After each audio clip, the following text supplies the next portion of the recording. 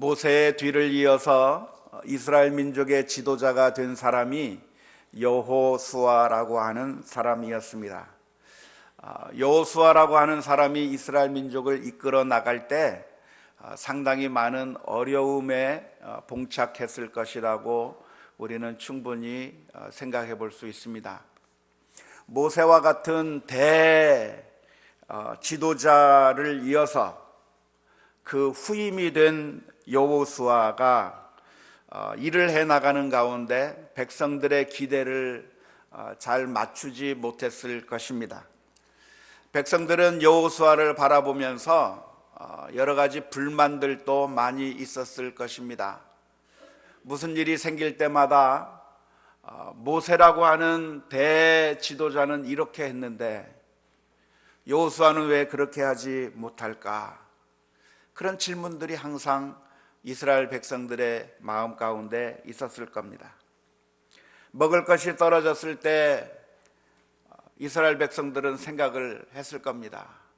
모세는 우리들에게 만나와 메추라기를 주었는데, 전쟁을 치르게 될 때 이스라엘 민족들은 생각했을 겁니다. 전쟁을 치를 때 모세는 두 손 높이 들고 하나님 앞에 기도하는 가운데 우리 민족을 이기게 해 주었는데, 무슨 일이 있을 때마다 모세가 어떻게 이스라엘 민족을 이끌어냈는가를 생각하면서 여호수아를 바라보게 될 때 사사건건 모세의 지도력을 회상하는 이스라엘 민족을 이끌고 그들을 데리고 가나안 땅을 점령해야 했던 여호수아는 상당히 많은 부담감과 어려움을 가지고 있었을 것입니다. 아마 이스라엘 민족 가운데는 개중에는 여호수아가 하는 모든 일들마다 사사건건 시비를 걸면서 모세는 그렇게 하지 않았다고 비난하는 사람들도 있었을 것입니다. 정작 모세가 지도자였을 때는 모세를 향해서 온갖 원망과 불평을 하던 사람들이 이스라엘 민족들이었는데, 여호수아가 지도자가 되고 나니까 모세야말로 위대한 지도자라고 지켜 세우면서 지금 당장 자기들의 눈앞에 있는 여호수아에 대해서는 모세와 비교하면서 모세를 지켜 세우고 여호수아를 비난하는 일들이 많이 있었을 것입니다. 우리 사람들의 마음에 구관이 항상 명관이기 때문에 현재 있는 지도자는 마음에 들지 않고 항상 옛 지도자들만을 생각하는, 이미 사라져버린 지도자들에 대해서 기억하는 습성들이 우리들에게 있습니다. 하지만 하나님께서는 그 옛날 모세와 함께 하셨던 것처럼 여호수아와 함께 하시면서 여호수아에게 이렇게 말씀해 주셨습니다. 여호수아서 1장 9절 말씀에 보면 하나님께서 여호수아와 함께 하시겠다고 약속해 주셨습니다.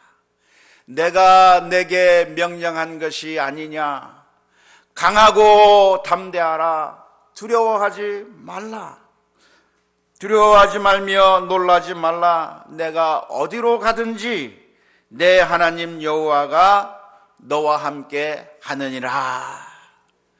하나님께서 그 연약한 모세에 비하면 너무나도 작아 보이는 그 여호수아를 향해서 두려워하지 말라, 놀라지 말라, 내가 너와 함께 하겠다고 하나님께서 약속해 주시며, 하나님께서 여호수아와 함께 해 주시겠다고, 모세와 함께 하셨던 그 하나님께서 여호수아와 함께 하시겠다고 약속해 주셨습니다. 하나님께서 모세와 함께 하시겠다고, 모세와 함께 하셨던 것처럼 여호수아와 함께 하신다고 하는 사실을 생생하게 보여주는 한 가지 사건이 있었는데, 그 사건은 바로 요단강을 건너는 사건이었습니다. 가나안을 향해서 정복해 나아가는 가운데 이스라엘 민족 앞에 요단강이 버티고 있었습니다.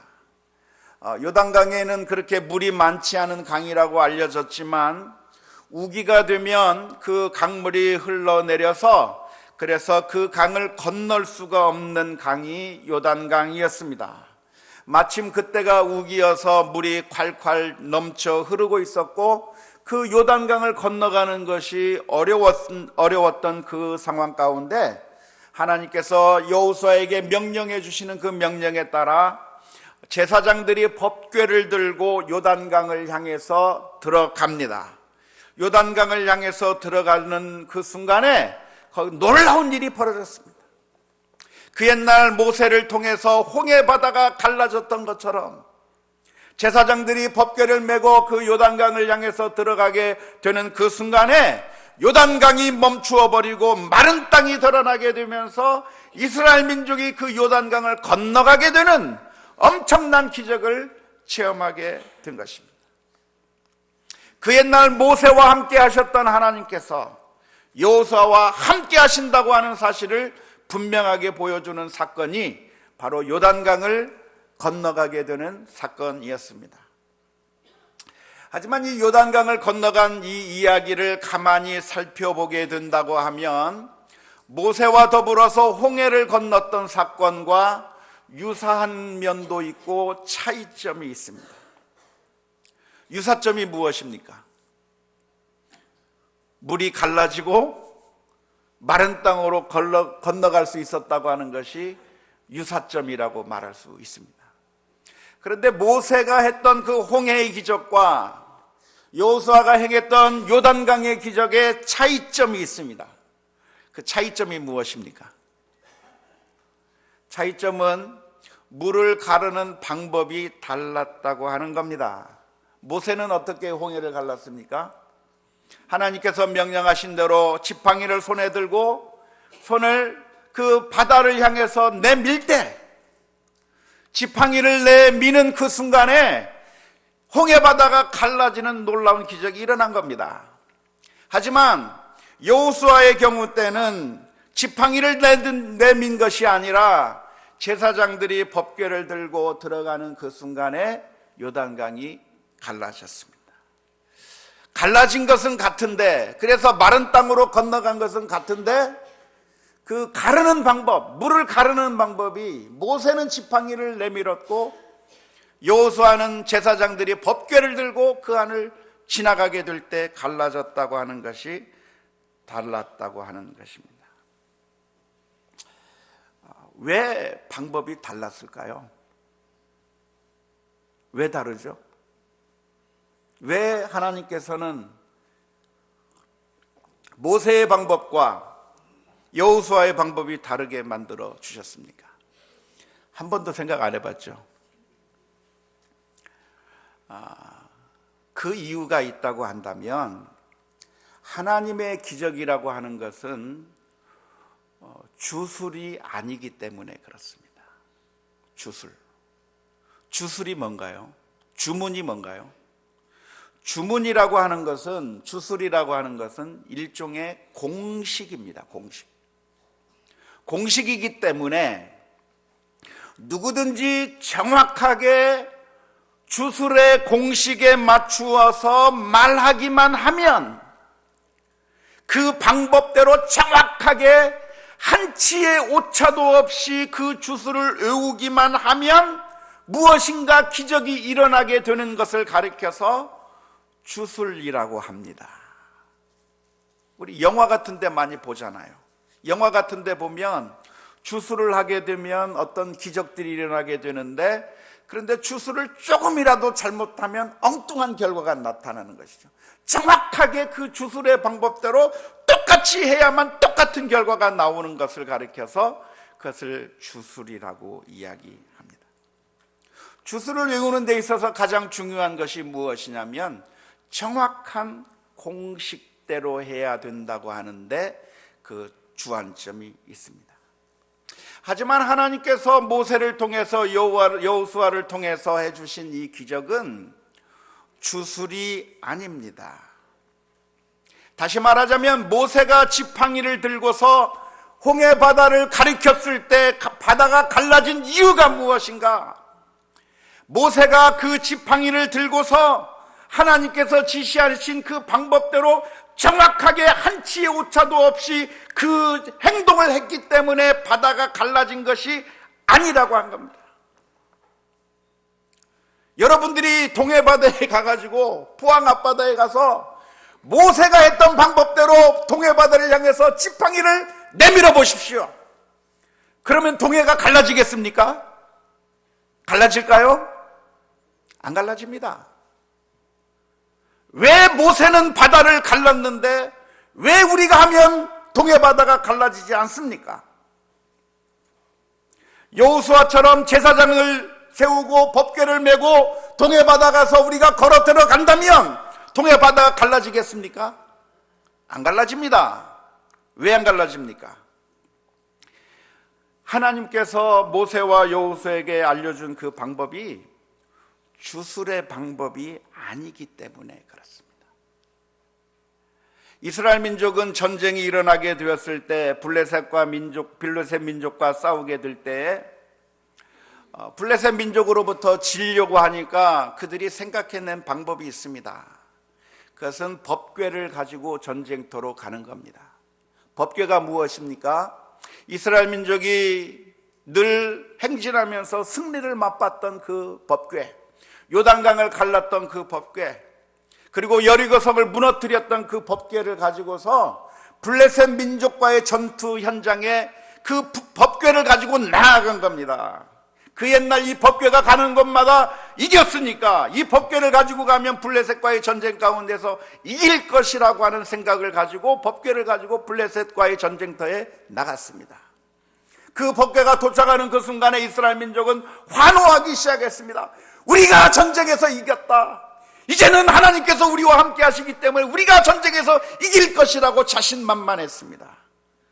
그래서 전쟁해가지고 이겼습니까? 졌습니다. 왜 졌습니까? 왜냐하면 법궤에 주술적인 힘이 있는 것이 아니기 때문에 그렇습니다. 하나님께서 모세에게 손을 내밀라 말씀하시고 이번에는 여호수아에게 손을 내밀어 지팡이를 내밀라고 말씀하지 않고 제사장을 통해서 법궤를 메고 건너가라 하신 이유가 있는데요, 그것은 그 바닷물을 가르고 요단강 물을 가르는 그 이유가 어디에 있는가? 그 방법에 이유가 있는 것이 아니라 어디에 방법이 있어요? 그 능력이 어디서 나와요? 하나님에게서 그 능력이 나온다고 하는 사실을 생생하게 보여주시기 위해서 지팡이를 내밀었기 때문에 바다가 갈라진 것이 아니라 하나님께서 가르셨기 때문에 갈라졌다고 하는 사실을 보여주시기 위해서 하나님께서 다른 방법을 사용하시는 겁니다. 나아만 장군의 이야기를 기억하십니까? 나아만 장군은 이스라엘 민족에게 찾아왔습니다. 이스라엘 민족에 선지자가 있다고 하는 이야기를 들었고, 그래서 그 선지자에게 자신의 병을 고쳐달라고, 그래서 그 자신의 병을 고치기 위해서 엘리사 선지자 앞에 나왔던 것입니다. 그런데 엘리사 선지자가 나아만 장군이 왔을 때 코빼기도 내보이지 않았습니다.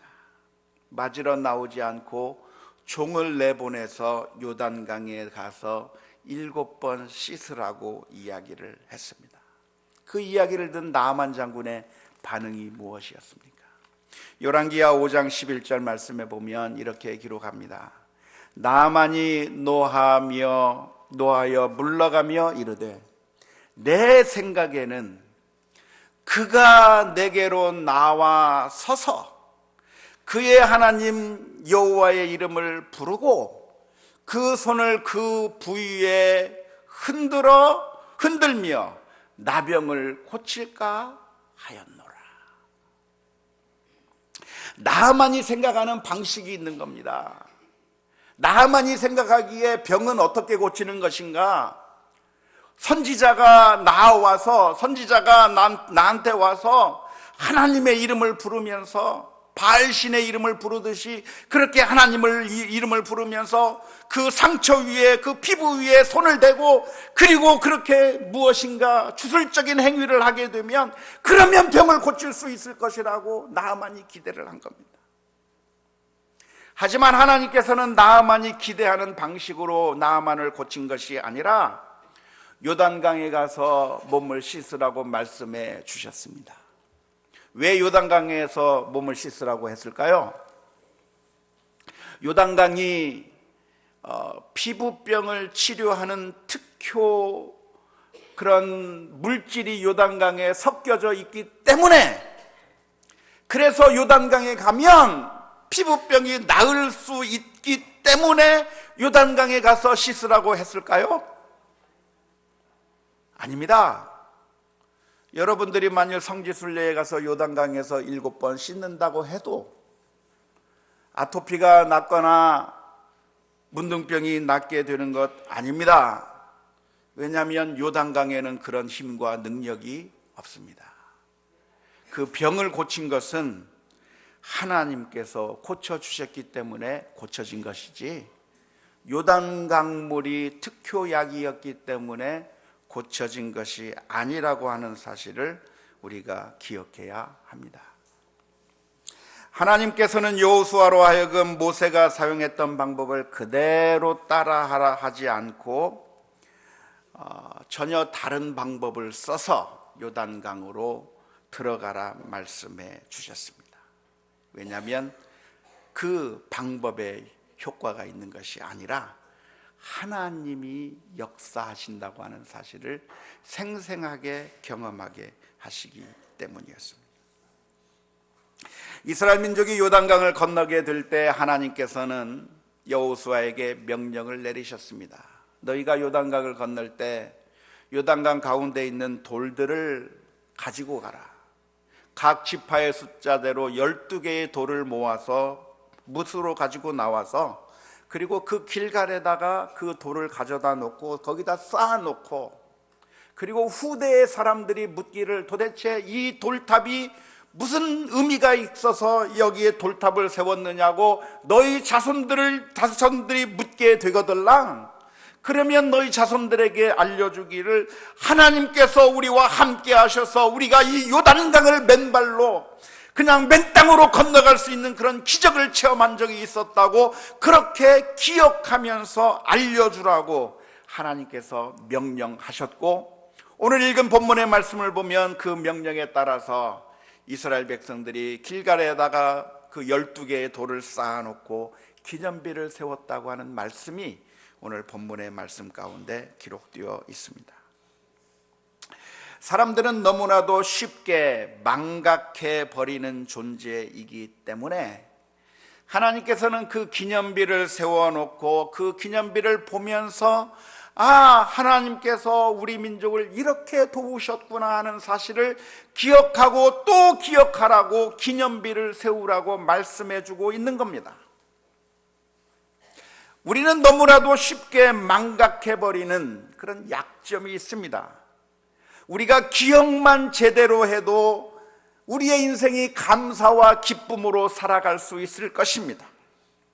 하나님께서 우리에게 베풀어 주신 은혜만 생각할 수 있다고 한다면 우리는 언제나 기쁨으로 살아갈 수 있고 감사로 살아갈 수 있을 겁니다. 하나님께서 내게 베풀어 주신 그 은혜만 날마다 기억할 수 있으면 얼마나 좋겠습니까? 그런데 우리는 늘 망각해 버리기 때문에 불평과 슬픔과 절망 가운데 살아가게 되는 것이죠. 출애굽하던 이스라엘 민족들이 그러지 않았습니까?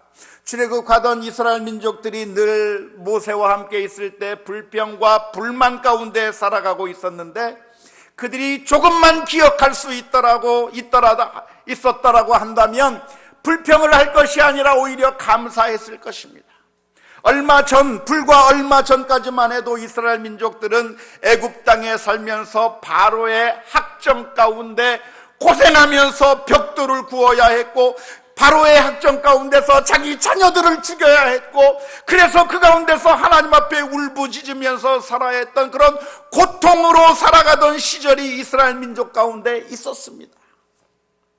그 고통 가운데 있던 이스라엘 민족을 하나님께서 10가지 재앙을 통해서 이스라엘 민족을 구원해 주셨다고 하는 그 사실만 기억해도, 광야에서 자유의 몸이 되어서 걸어가고 있다고 하는 그 사실을 생각하면서 하나님 앞에 감사할 수 있지 않겠습니까? 그런데 놀라운 것은 이스라엘 민족이 그것을 까마득하게 잊어버리고 홍해 바다를 건넜다고 하는 그 기억도 까마득하게 잊어버리고, 양식이 떨어지면 불평했고 물이 떨어지면 불평해버렸고, 조그만 어려움이 만나면 모세를 원망하고, 대적들을 만나게 되면 원망을 하고, 가나안 땅에 들어가기에 앞서서 하나님을 원망하는 그런 불평과 불만 가운데 살아가던 사람들이 바로 이스라엘 민족이었던 것을 우리가 기억합니다.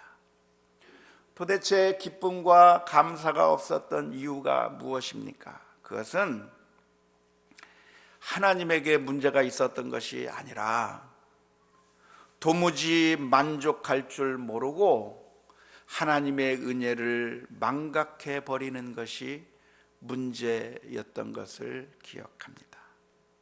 하나님께서 베풀어 주시는 은혜, 날마다 베풀어 주시는 하나님의 은혜, 일상화 되어버린 하나님의 은혜는 하나님의 은혜라고 생각지 않는 망각이 우리들에게 있어요.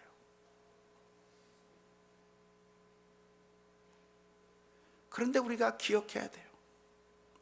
내 옆에 남편이 있다고 하는 게 하나님의 은혜예요. 믿습니까?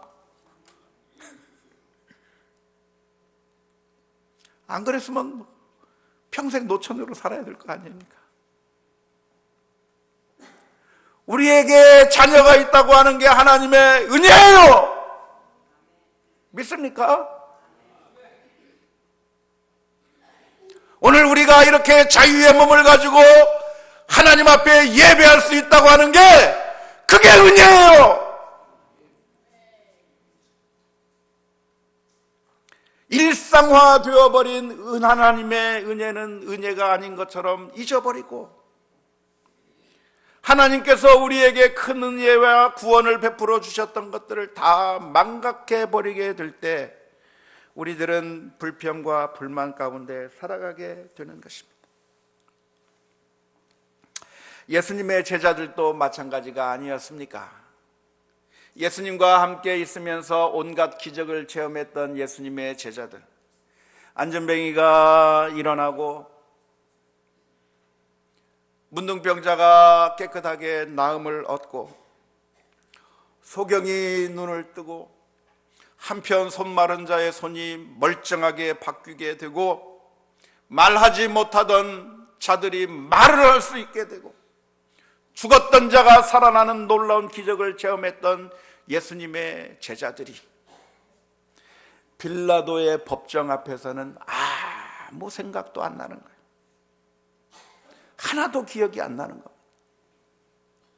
예수님께서 자신을 찾아오시면서 갈릴리 바다에서 밤새도록 수고하고 애썼지만 아무것도 얻을 수 없던 텅 빈 인생을 살고 있던 나에게, 무명의 허무한 인생을 살고 있던 나에게 찾아와서 내가 너로 하여금 하나님의 자녀로 삼아주고 내가 너로 하여금 사람을 낚는 어부가 되게 해주겠다고 약속해 주시는 그 하나님의 놀라운 은혜를 망각해 버리는 것이죠. 도대체 이 망각의 증세 가운데서, 영적인 치매 증상 가운데서 어떻게 하면 우리가 극복해낼 수가 있겠습니까? 하나님께서는 그 여호수아에게 요단강에서 돌을 가져다가 그것으로 기념비를 세우라 말씀하시고, 여호수아는 그 명령에 따라서 길갈이라고 하는 곳에 도착해서 그곳에 기념비를 세우며 하나님의 은혜를 기억하는 그 기념으로 삼았다고 하는 것이 오늘 본문의 말씀입니다. 사랑하는 성도 여러분, 오늘은 2015년의 마지막 주일입니다. 어쩌면 우리들은 우리 자신의 현재의 모습만을 바라보면서 후회와 또 여러 가지 불평과 불만 가운데 있는지도 모르겠습니다. 하지만 하나님의 은혜는 우리들에게 없는 것입니까? 없는 것이 아니라 사실은 하나님의 은혜가 얼마나 많은데 우리가 그 많은 은혜를 잊어버리고 살아가고 있다고 하는 것이 문제입니다. 예전에 제가 어떤 선교 대회에 참석한 적이 있었습니다. 한 2박 3일 동안 계속되는 그 선교 집회에 여러 가지 순서들도 많고 예배도 많고 간증도 많고 보고하는 것도 많고 해서 그 선교 그 대회가 계속 진행되는 가운데 있었는데, 거의 마지막 부분쯤 됐을 때 그 선교회에 아주 열정적으로 참여하는 한 장로님이 나와서 간증하는 이야기를 듣게 됐습니다. 점심 먹을 시간이 지금 지났는데 그 장로님이 눈치도 없이 주절주절 이 이야기 저 이야기를 하면서 얘기를 많이 하는 겁니다. 그래서 얼마나 짜증이 나는지요. 짜증이 나는데 그 장로님이 나와서 뭐 별로 중요한 얘기도 안 해요. 무슨 얘기를 하냐면 건망증 이야기를 하는 겁니다. 건망증. 자기가 이제 나이가 많아가지고 건망증이 심해져서 큰일이다는 게 그 선교대회에 참여해서 간증하고 있는 그 장로님의 간증 내용입니다. 하루는 아내가 시장에 가서 생선을 사오라고 그렇게 부탁을 받아서 시장에 갔다고 합니다. 그래서 시장에 가서 가게 이 가게 저 가게를 바라보면서 물건을 사려고 했는데 아내가 뭘 부탁했는지 생각이 안 나요. 뭘 사오라고 했는데 생각이 안 나서 그래서 자기가 좋아하는 그냥 두부 사가지고 두부를 사가지고 집으로 들어오면서 신발을 벗기 위해 두부를 신발장에 놔두고 자기가 사온 그 두부를 그냥 거기에 놔두고 맨손으로 들어갔는데 그 아내가 뭘 사왔냐고 그러니까 그때서야 그렇게 건망증이 심해져서 큰일이라고 그런 건망증의 얘기를 많이 하는 가운데, 이건 자기가 겪은 일인지 아닌지 모르겠지만 한 번은 택시를 타고 어디를 가자고 이야기를 하고 택시 타고 가는데 택시 타고 가다가 도대체 내가 어디를 가고 있는 것일까 질문이 떠오르더래요. 그래서 도대체 내가 어디를 가고 있는 것인지 궁금해가지고 그걸 까먹어서 그래서 택시 운전사한테 창피스럽기도 하고 미안하기도 하고 하는 마음에 조심스럽게 물어봤답니다. 저 기사 양반, 내가 어디를 가자고 그랬죠? 그렇게 물었더니 택시 운전기사가 깜짝 놀라면서 아니 언제 타셨습니까?